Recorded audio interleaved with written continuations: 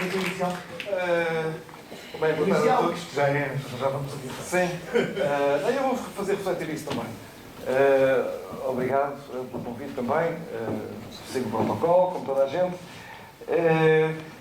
E como sou o quarto a falar, isto é conveniente até porque assim escuso estar a apresentar mais ideias, além daquelas que já foram apresentadas aqui pelos meus colegas de painel. E aproveito, como era o desejo da Joana, para iniciar já a tal controvérsia que ela desejava. E por isso a minha intervenção vai ser um bocadinho fragmentada, tentar voltar a abordar os temas que foram levantados pelos três com uma visão talvez diferente. Bem, no caso do que a Joana disse e do Carlos Rodrigues disse, com uma visão muito diferente, quanto ao Pacheco Pereira, acho que são diferenças talvez de tom, ou assim. Começando pela questão da Primeira Guerra Mundial, a versão que o Pacheco Pereira apresentou de que em 1914 a civilização europeia, no essencial, era uma civilização assente num tremendo otimismo, há uma expectativa absolutamente segura que o progresso seria inexorável, inevitável, que seria benéfico para todos os segmentos da sociedade, para todos os elementos da sociedade.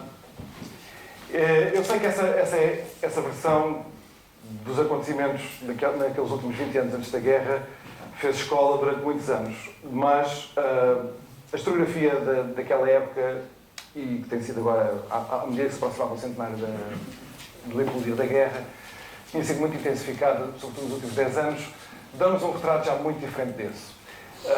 Eu, por isso, não me revejo de todo nessa interpretação de que aquela época era marcada por esse progresso, por esse progressismo ingênuo e tudo mais. Vejam que o Pacheco Pereira depois dá um exemplo que também é muito interessante, que ficou um exemplo canónico, que é aquela ideia de que os soldados franceses, ingleses e alemães foram para a guerra a cantar canções patrióticas, todos contentes, a guerra terminará no Natal e tudo mais. Hoje nós temos uma visão historiográfica já muito mais complexa e muito mais profunda do que aconteceu de facto. O chamado espírito de agosto de 1914, na cultura alemã ficou conhecido assim, o espírito de agosto de 1914, é muito ambíguo, porque nós agora sabemos que partes enormes da população alemã tiveram as maiores resistências psicológicas, intimamente resistentes à guerra, e muito pessimistas relativamente ao resultado que sairia dali, daquelas declarações de guerra sucessivas. Por exemplo, o movimento sindical alemão foi, e o francês também, fortemente pacifista e muito crítico da guerra desde o seu primeiro momento.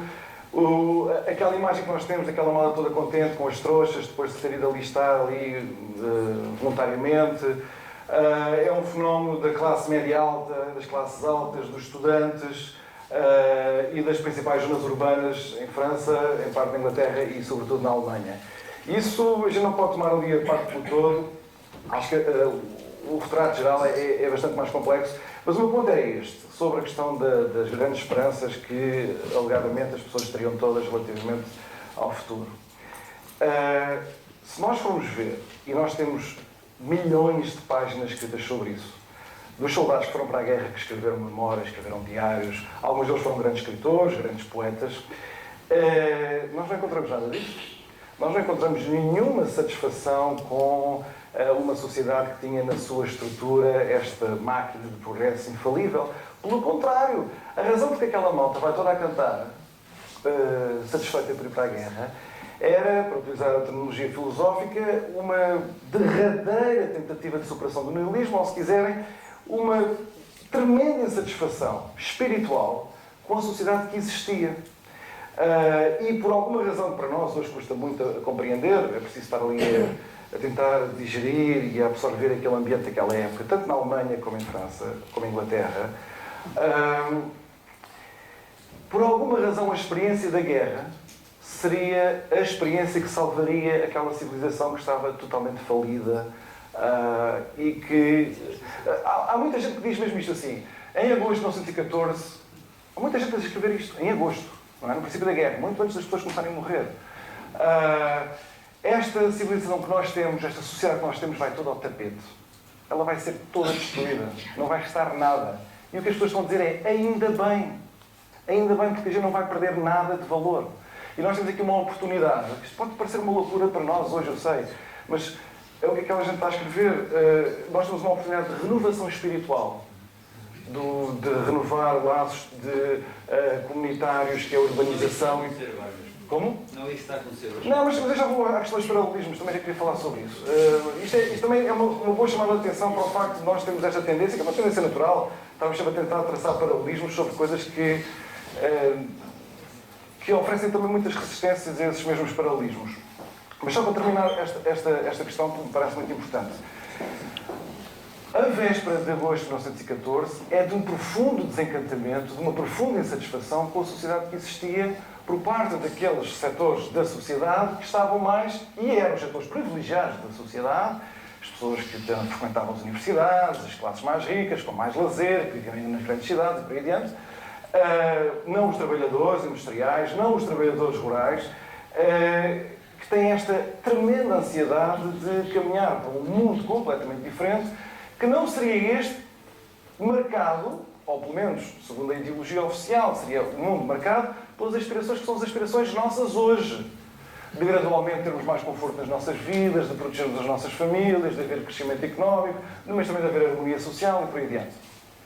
Por isso eu acho que o retrato que nós normalmente fazemos sobre a Primeira Guerra Mundial parece-me que é excessivamente simplificador e faz-nos passar ao lado de coisas que me parecem bastante importantes. Além disso, quando nós falamos de mobilização tecnológica, nós precisamos, se calhar, também de pensar um bocadinho sobre o que é que quer dizer. O Carlos Jorrinho tinha começado a abordar isso, pensei que ele fosse por aí, que a palavra tecnologia é também ela muito multifacetada e há muitos diferentes tipos de tecnologia. Nós aqui estamos sempre a insistir na questão da internet, do telefone, não sei o quê, mas o que a Primeira Guerra Mundial revela nesta tremenda mobilização tecnológica dos vários Estados para a guerra, e reparem que nem todos os Estados foram igualmente bem-sucedidos nessa mobilização tecnológica, há uns que falham redondamente, por exemplo, o Império Austro-Húngaro falha redondamente nessa mobilização, mas outros países que tentaram essa mobilização com mais intensidade, como a Itália, também falharam, por isso quando nós falamos de mobilização tecnológica, nós estamos a resumir se calhar a dois países, a Alemanha e a França, e em menor medida talvez a Inglaterra,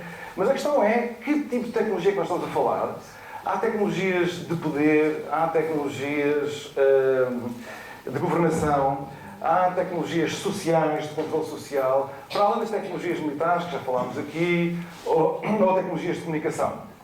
E parece-me que nós vamos sempre incorrer num erro de simplificação excessiva se nós pensarmos que a tecnologia é uma palavra que consegue agrupar homogeneamente todos estes fenómenos, que me parecem também eles serem todos muito diferentes.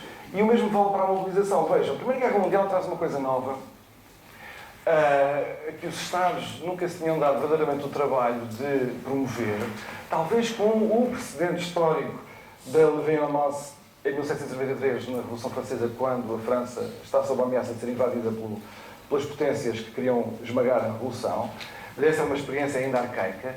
Mas uma parte muito importante da mobilização é a mobilização das consciências, em que os Estados francês, alemão, já tarde, apercebem-se que, por exemplo, têm de se dar ao trabalho de produzir tecnologias de propaganda e de mobilização para o patriotismo, para o sacrifício da própria vida, sobretudo quando as baixas começaram a acumular-se de tal maneira, como o Pacheco Pereira chamou a atenção e bem, quando as sociedades estavam na retaguarda, começaram a perceber a calamidade em que estavam envolvidas e todo aquele ímpeto inicial, mais generoso, de grande devoção espiritual à causa da guerra, começa a esmorecer, até porque muitas das pessoas que tinham essa motivação, também elas já tinham morrido, não é?